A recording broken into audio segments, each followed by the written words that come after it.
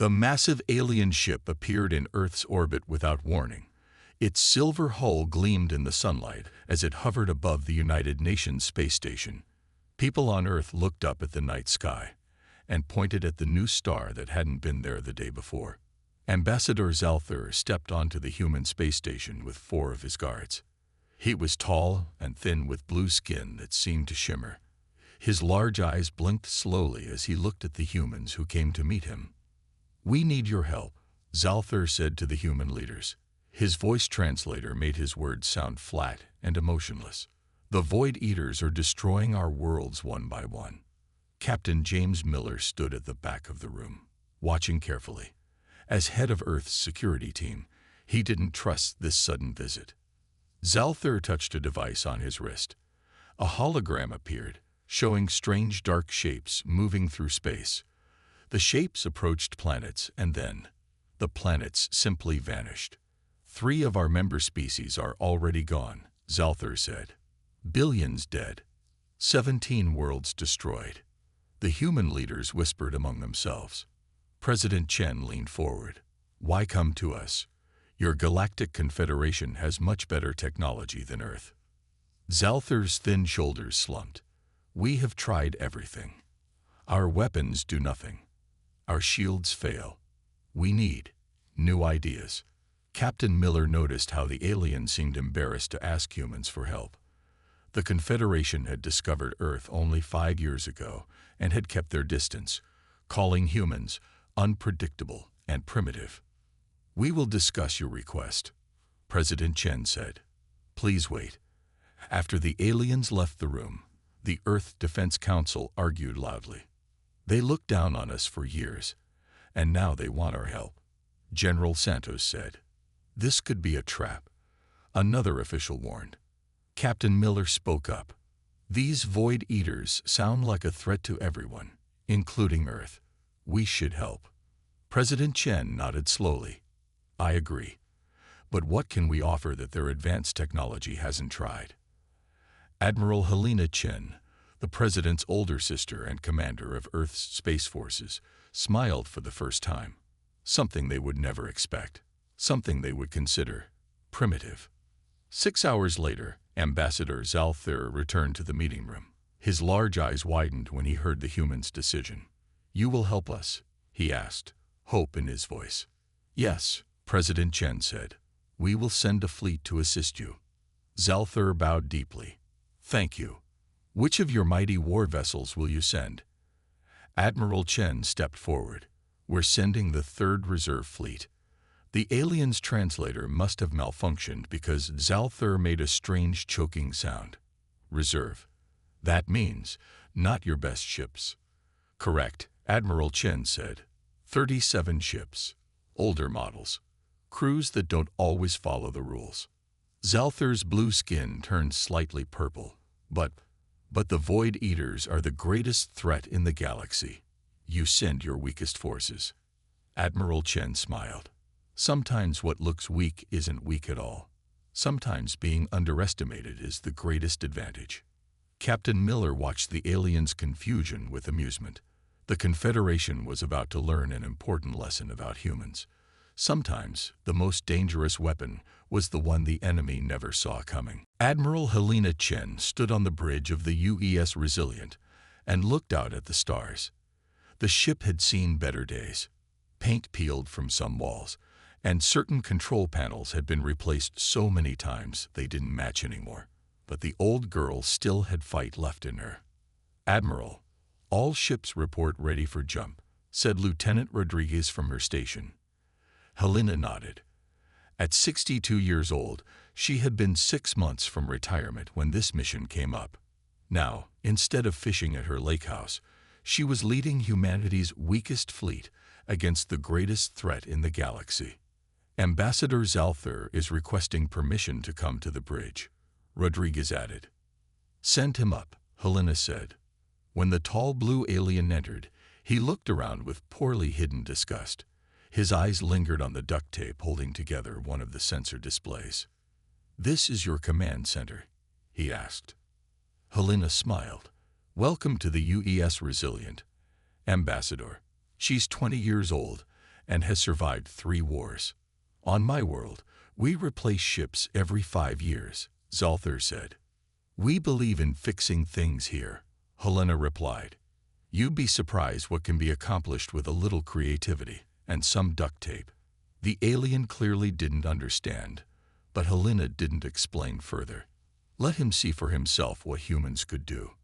Prepare for fleet-wide transmission, she ordered.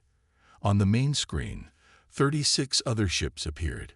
To Zalthar, they must have looked like a junkyard collection. Different sizes, different models, some clearly retrofitted from civilian vessels. Attention all ships, Helena said. This is Admiral Chen. You all know why we're here. The Confederation has asked for our help against an enemy they can't defeat. She paused, looking at the faces of her captains, old veterans with scars and wrinkles, young officers who hadn't fit in with the regular fleet, brilliant minds considered too wild or unpredictable for normal service. They sent us because they think we're expendable, she continued. The misfits, the troublemakers, the ones who don't follow the rulebook. Captain Jackson of the UES Daredevil grinned. He had once flown his ship through an asteroid field when orders said to go around it. Saved 300 colonists by breaking every safety protocol in the book. But that's exactly why we're going to win, Helena said firmly. Because we don't think like everyone else. We improvise. We adapt. We break the rules when the rules don't work. Engineer Maya Patel nodded from her ship, the UES Curiosity. She had been relegated to the reserve fleet after modifying military equipment against regulations one too many times. Now her unauthorized modifications might be exactly what they needed. The Void Eaters have never met humans before, Helena continued. And they've certainly never met humans like us. Zalthar watched with growing confusion. The crews weren't standing at attention. Some were making jokes. Others were already discussing battle plans that sounded completely illogical to his ears. Jump coordinates set, Lieutenant Rodriguez reported. All ships ready. Helena looked at Zalthar. Ambassador, you might want to hold on to something. Our jump technology isn't as smooth as yours. Before he could respond, she gave the order. All ships, jump. The Resilient shuddered as its old engines pushed it into faster-than-light travel. Zalthar grabbed a railing to steady himself, his face showing shock at the rough transition. Helena smiled to herself. If the ambassador was surprised by their jump technology, he wasn't ready for what would happen when they actually encountered the enemy. Sometimes, the oldest tricks work the best, especially when your opponent had never seen them before. 3 days later, the human fleet arrived at the edge of the Andromeda system. A massive Confederation fleet was already there, hundreds of gleaming ships arranged in perfect formation. Their hulls shone like polished silver under the light of nearby stars. Grand Marshal Xendar, the supreme commander of the Confederation forces, appeared on the main screen of the Resilient. He was tall like Zalthar, but had red skin and 4 eyes that blinked in pairs. Admiral Chen, he said formally, please bring your ships into defensive formation Delta 7. Admiral Chen looked at the tactical display. The Confederation ships were arranged in a giant wall, all facing the same direction. With respect, Marshal, I'd like to deploy my ships differently, she replied. All 4 of Xendar's eyes blinked rapidly. Different. But Delta 7 is the standard defense formation. It has been used successfully for 300 years. And the Void Eaters have probably seen it for 300 years too, Chen said. We'll split our forces into 5 groups and position them at these coordinates. She sent the plan to the Confederation commander. On the bridge, Ambassador Zalthar looked over her shoulder and gasped. This is madness. Your ships will be scattered. They cannot support each other. Helena smiled. That's the point, Ambassador. Before more arguments could happen, the alarm sounded. The long-range sensors had detected something. Void Eaters approaching, Lieutenant Rodriguez reported. 15 vessels, standard attack pattern. On the main screen, they could see them now. Dark shapes moving through space, Not quite ships, but not quite creatures either. They seemed to absorb the light around them, creating patches of unnatural darkness against the stars. All Confederation vessels maintain Delta 7 formation. Grand Marshal Xendar ordered. All human vessels execute Plan Hornet's Nest, Admiral Chen commanded. The 37 human ships suddenly broke into chaotic movement. Instead of forming a line, they scattered in all directions. Some flew toward the Void Eaters. Others positioned themselves behind nearby asteroids. "What are they doing?" Zalthar asked, his voice rising in panic. On the UES Daredevil, Captain Jackson grinned as he flew his ship in a spiral pattern directly toward the enemy. "Deploy mining charges," he ordered. His crew looked confused. "Sir, those are for breaking up asteroids, not for fighting," his weapons officer said. "Exactly," Jackson replied. "The Void Eaters have never seen them before." Across the fleet, human ships were using equipment in ways it was never designed for. The UES Curiosity was modifying communication buoys to emit random energy patterns. The UES Tenacity was dumping fuel into space and igniting it with laser fire. The Void Eaters, faced with this unpredictable behavior, hesitated. Their perfect formation faltered. On the Resilient, Admiral Chen watched calmly. "All ships, execute Phase 2. The scattered human vessels suddenly changed direction, creating a complex web of movement that surrounded 3 Void Eater ships.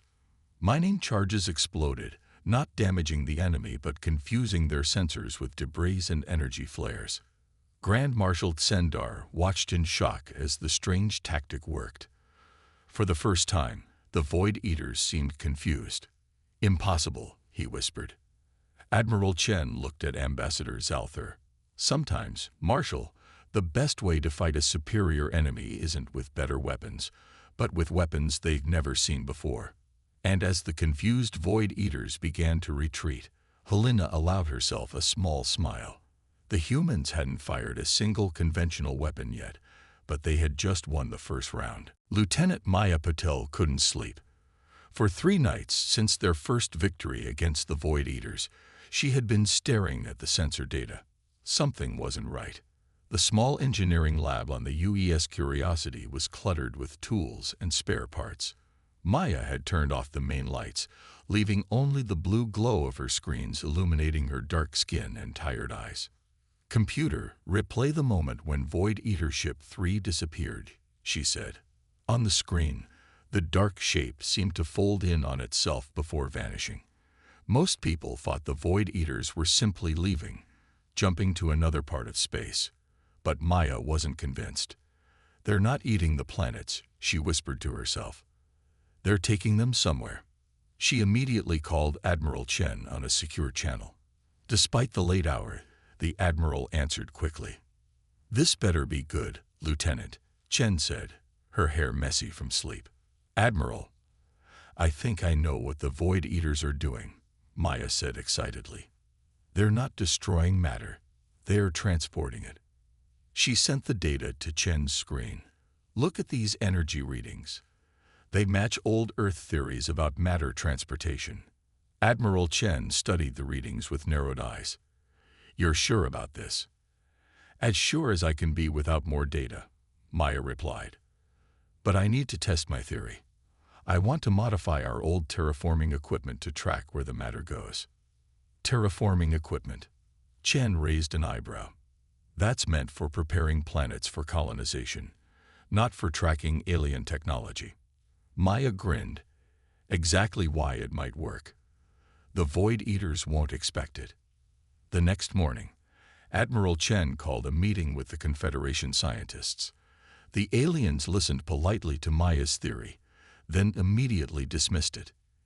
"Impossible," said Chief Scientist Vexlor, his tentacles waving dismissively. "Matter cannot be transported across such distances. Our science has proven this." "Your science might be wrong," Maya said simply. The room fell silent. Questioning Confederation science was apparently not done. Admiral Chen stepped in before the situation could worsen. "Lieutenant Patel will test her theory using human equipment. We're not asking for your approval, just informing you of our plans." That afternoon, while the main fleet prepared for another battle, Maya and her team of engineers worked rapidly to modify their equipment. They took apart terraforming sensors designed to analyze planetary composition and rewired them to detect quantum signatures. "This is crazy," one of her engineers said, wiping sweat from his forehead. "We're breaking every safety protocol." Maya smiled as she connected two systems that were never meant to work together. "Welcome to the reserve fleet. Breaking protocols is what we do best." When the Void Eaters attacked again, the main human fleet engaged them with more unconventional tactics. Meanwhile, the UES Curiosity hung back, its modified sensors pointed at the battle. "Energy spike," called Maya's assistant. "Void Eater Ship 5 is folding space." The dark ship seemed to disappear like the others had before, but this time, Maya's modified sensors captured something new. A quantum trail, barely visible, leading away from the battlefield. "We've got it," Maya whispered. "Admiral, permission to follow the trail." On the main screen, Admiral Chen's face showed concern. "It could be dangerous, Lieutenant." "With respect, Admiral, that's why we're here," Maya replied. After a moment, Chen nodded. "Permission granted, but take backup." As the UES Curiosity and two escort ships broke away from the main battle, Maya felt a mix of excitement and fear. They were chasing the universe's most dangerous predators to their home. But what they would find there might change everything they thought they knew about their enemy. Communications Officer Jamal Washington stared at his screen with growing excitement. For the past week, he had been studying the Void Eaters' movement patterns while everyone else focused on fighting them. "They're not random," he muttered to himself. "There's a pattern here." Jamal had once been training to become a diplomat before a political scandal ruined his career. Now he served on the UES Resilient, using his skills to analyze alien communication. But nobody had thought to analyze the Void Eaters' movements as a form of communication. Until now. He rushed to the bridge where Admiral Chen was studying battle reports. "Admiral, I need to speak with you," Jamal said, slightly out of breath. "The Void Eaters, I don't think they're mindless predators. I think they're intelligent." Admiral Chen looked up with interest. "Explain." Jamal displayed his data on the main screen. "Look at their attack patterns. They're too organized, too precise. And there's this energy pulse they emit before each attack. It's not random. It's a language." Ambassador Zalthar, who had been quietly observing from the side of the bridge, stepped forward. "Impossible. The Confederation has studied the Void Eaters for months. They show no signs of intelligence or communication." "Maybe you weren't listening the right way," Jamal replied calmly. Admiral Chen studied the patterns on the screen. "What are you suggesting, Officer Washington?" "Let me try to communicate with them," Jamal said. "I can modify our communication array to mimic their energy pulses." Zalthar's blue skin darkened with alarm. "This is madness. You would reveal your position to them." "They already know our position," Jamal pointed out. "But they might not know we're trying to talk." After a moment of thought, Admiral Chen nodded. "Do it." For the next 6 hours, Jamal worked with the engineering team to reconfigure the ship's communication array. When Grand Marshal Tsendar learned of their plan, he immediately contacted the Resilient. "Admiral Chen, the Confederation forbids this action," he said, his 4 eyes blinking rapidly in anger. "You will alert the enemy to your presence." "With respect, Marshal, we're going to try anyway," Chen replied. As the next Void Eater attack began, Jamal activated his modified communication system. The Resilient began emitting energy pulses similar to those the Void Eaters used before attacks. The bridge crew watched nervously as the dark ships continued their approach. Then, suddenly, they stopped. "They've halted their attack," Lieutenant Rodriguez reported, surprise in her voice. A moment later, a different pattern of energy pulses came from the largest Void Eater ship.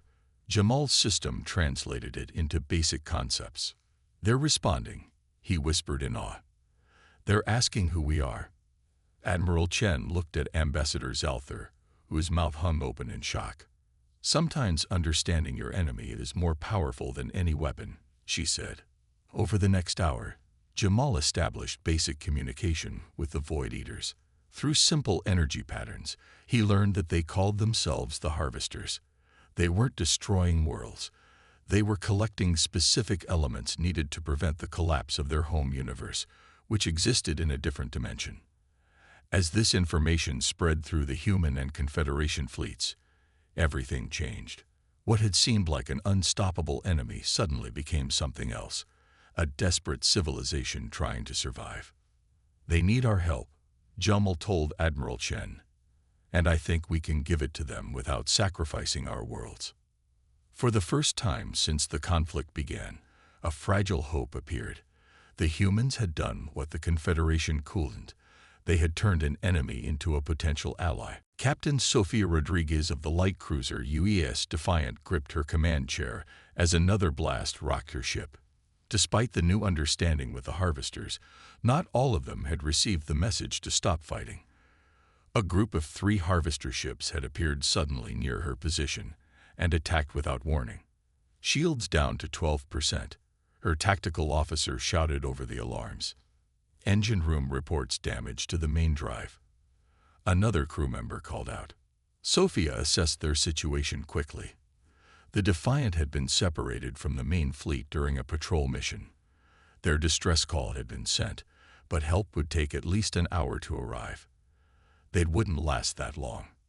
Through the view screen, she could see one of the Harvester ships opening what looked like a collection portal, a swirling dark void that pulled in matter, the same kind of portal they used to collect planets. "Ma'am, we're being pulled toward that portal," the helmsman said, fear in his voice. "We can't break free with our engines damaged." The rest of the bridge crew looked at her with wide eyes. Everyone knew what happened to ships that got too close to a Harvester portal. They disappeared forever. Or did they? Lieutenant Patel's discovery and Officer Washington's communication had changed what they knew about the Harvesters. They weren't destroying matter but collecting it. What if? "Emergency re-entry shields," Sophia said suddenly. "Deploy them now." Her crew looked confused. The re-entry shields were designed to protect the ship when entering a planet's atmosphere, a thick heat shield that could withstand extreme temperatures and pressure. "Captain," her first officer questioned, "if we're going to be pulled in anyway, let's go in protected," Sophia explained. "Deploy the shields in a bubble configuration around the entire ship." It had never been done before, but the Defiant's engineering team rushed to reconfigure the shields. Just as the ship began to enter the edge of the swirling portal, the protective bubble snapped into place around them. Everything went dark. The ship shuddered violently as it passed through what felt like a wall of energy. The crew held on to their stations, many closing their eyes, certain these were their final moments. Then suddenly, light returned. "Captain, we're still here," the tactical officer said in disbelief. Sophia looked at the view screen and gasped. They were in an enormous space, larger than any ship hangar she had ever seen. All around them were pieces of planets, asteroids, and other material, all carefully organized by type. And there were other ships, alien vessels that had been captured by the Harvesters. "Life support is functioning normally," her science officer reported. "The atmosphere outside is breathable.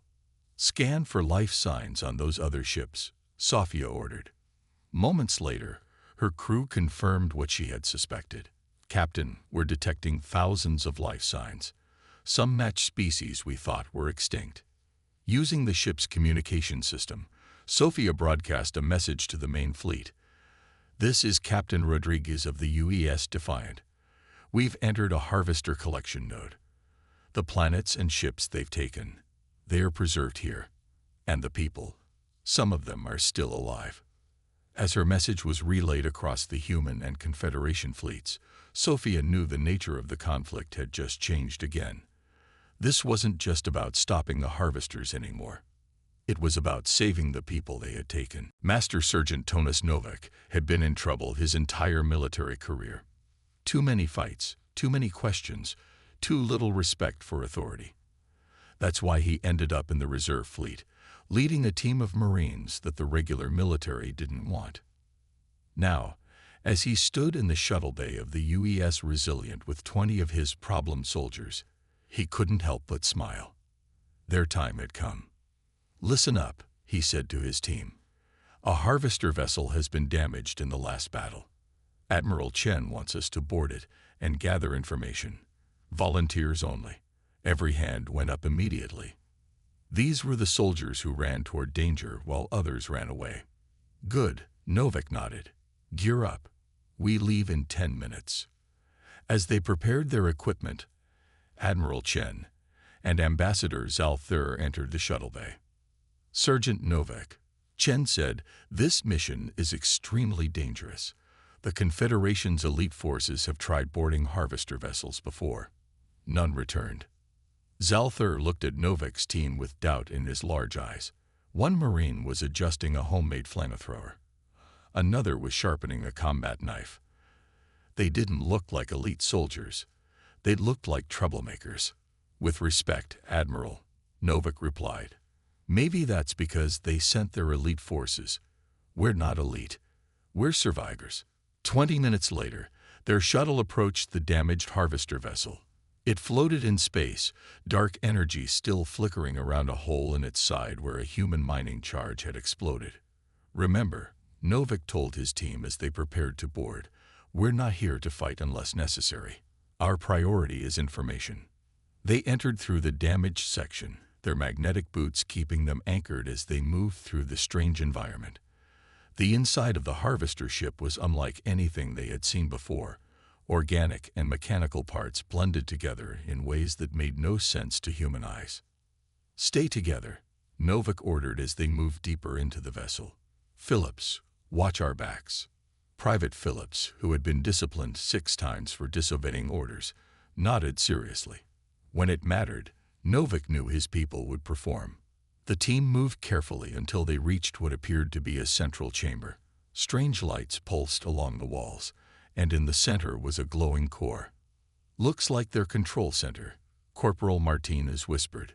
She had been transferred to the reserve fleet after hacking into military systems, just to see if she could. "Sergeant, this reminds me of quantum computers from Earth," Martinez said, studying the core. "It's processing information, but on a scale I'd never seen before." Novak contacted the Resilient. "Admiral, we found something important. We need Lieutenant Patil to see this." Using their communication link, Maya Patil guided them through connecting a data device to the harvester systems. As information flowed into their device, Martinez gasped. "Sergeant, I'm seeing everything. Their whole history, their plans. Their universe is collapsing, just like they told us. But it's worse than we thought. They have days, not years." Novak looked at the pulsing core with new understanding. "So they're desperate. They're not trying to hurt us. They're trying to save themselves."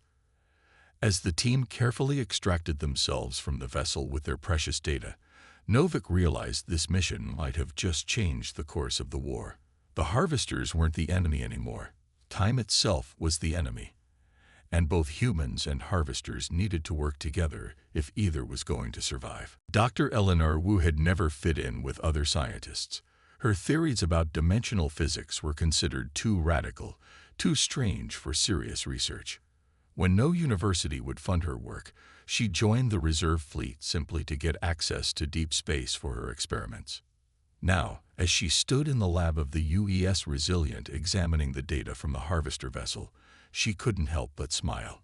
Her crazy theories weren't so crazy after all.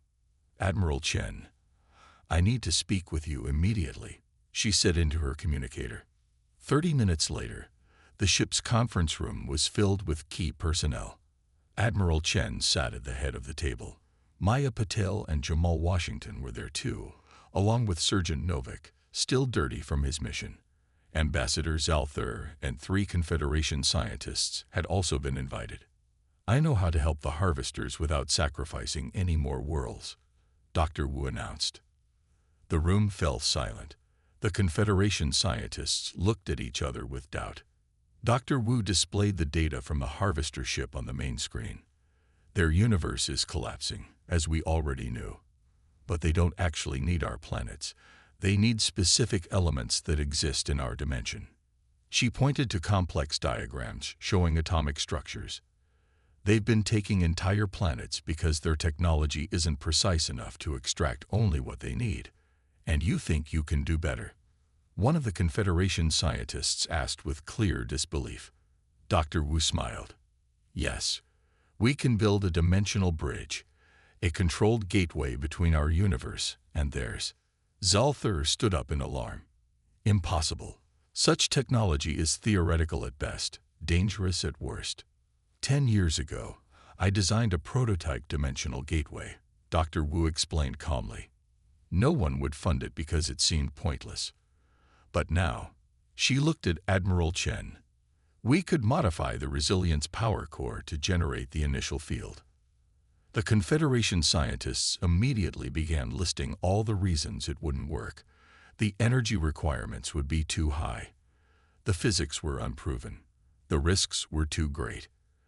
Admiral Chen listened to everyone, then raised her hand for silence. Dr. Wu, what do you need to make this work? Time, space, and permission to break about 50 safety protocols. Wu replied honestly. Chen nodded. You have all three. For the next 48 hours, Dr. Wu and her team worked without rest. They converted the resilience engineering deck into a laboratory. They took apart systems that the ship's engineers protested were essential. They rewired the power core in ways that made the safety officers nervous. Meanwhile, the Confederation fleet prepared for what they believed would be the final battle. Their sensors had detected a massive harvester mothership approaching, larger than any seen before. They're running out of time, Jamal Washington explained after another communication session with the harvesters. This mothership contains the last of their civilization. As the enormous harvester ship appeared at the edge of the system, the Confederation fleet formed its battle lines. But the UES Resilient and the human fleet took positions that confused their allies. What are you doing? Grand Marshal Xendar demanded. Form up for battle. Admiral Chen looked at Dr. Wu, who nodded once. We're not fighting today, Marshal, Chen replied. We're building a bridge. The massive harvester mothership hung in space like a dark star, its surface rippling with strange energies.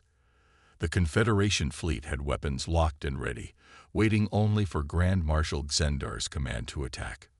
But aboard the UES Resilient, a different kind of preparation was underway.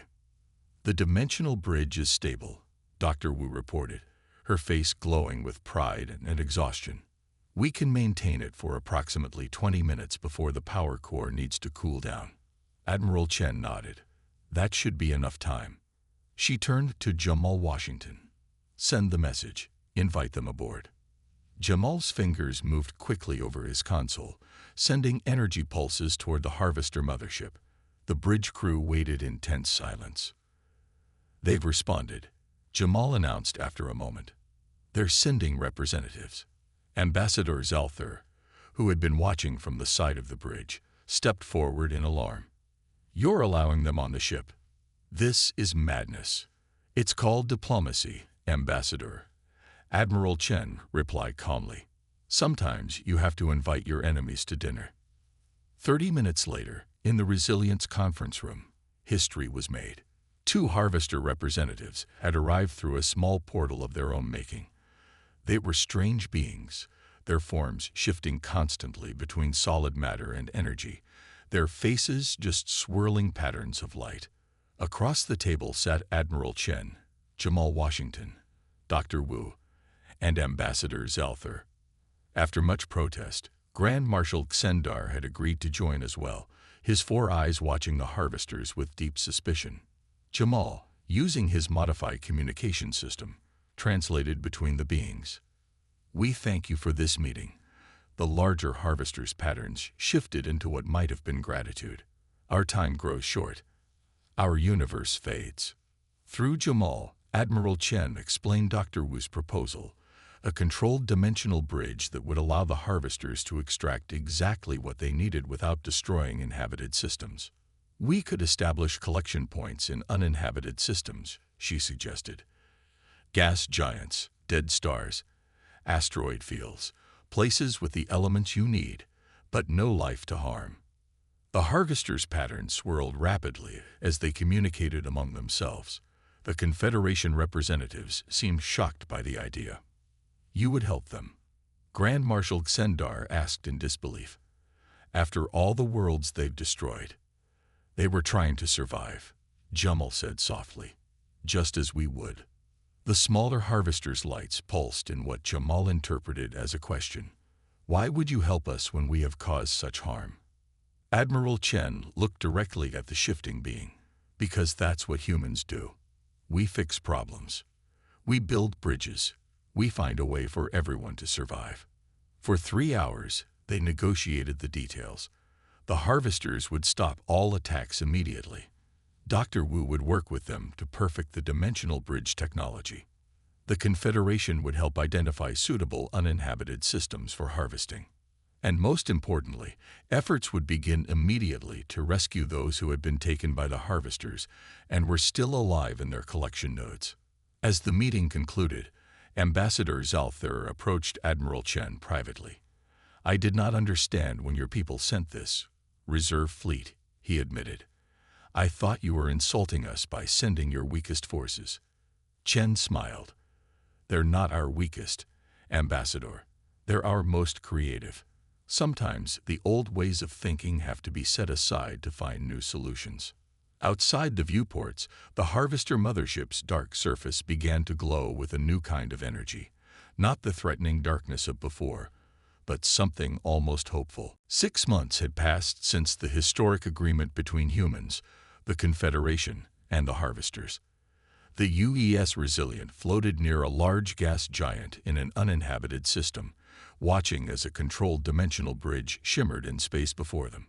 Admiral Helena Chen stood on the bridge, her tired face showing satisfaction as she looked at the site. Beside her stood Ambassador Zalthar and a harvester representative whose light patterns had become familiar enough that the crew had nicknamed it Sparkles. Bridge number 7 is stable and operating at full capacity, reported Dr. Wu over the communication system. Her voice carried the pride of someone whose impossible theories had saved billions of lives. The Resilient, once considered an outdated ship destined for the scrapyard, now served as the command center for the Joint Dimensional Bridge project. Its hull had been reinforced with harvester technology, while its engines had been upgraded with Confederation parts. Like the Alliance itself, the ship was a blend of different technologies working together. The harvesting rate is 200% higher than anticipated. Sparkles communicated through Jamal's translation system. Our people will survive because of this.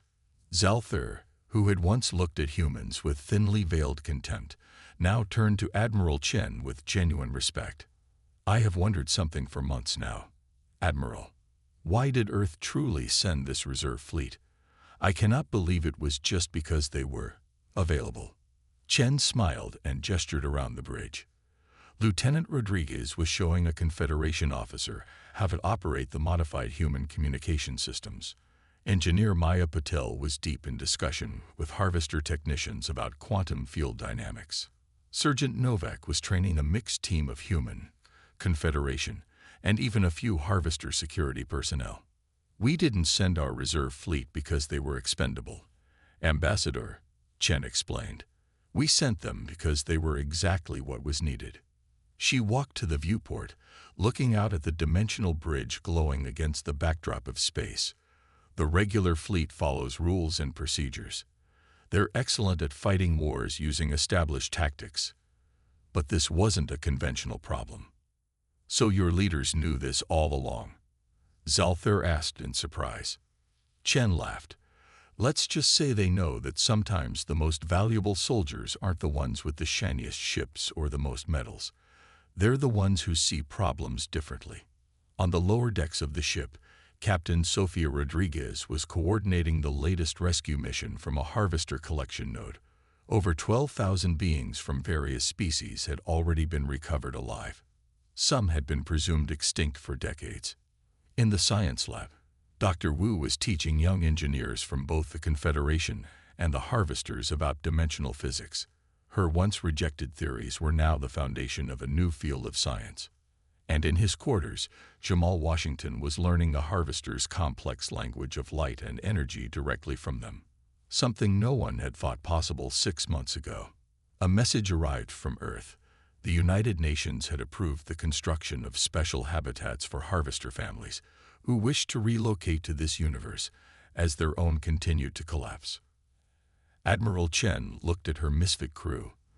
The rebels, the questioners, the rule breakers who had transformed an existential threat into a new beginning for multiple civilizations. In the end, Ambassador, she said quietly to Zalthar, our greatest strength was never our weapons or technology. It was our ability to see beyond the fight, to find connection where others saw only conflict. As the dimensional bridge pulsed with energy, transferring life-saving resources between universes, humanity's weakest fleet had proven to be exactly what the galaxy needed most.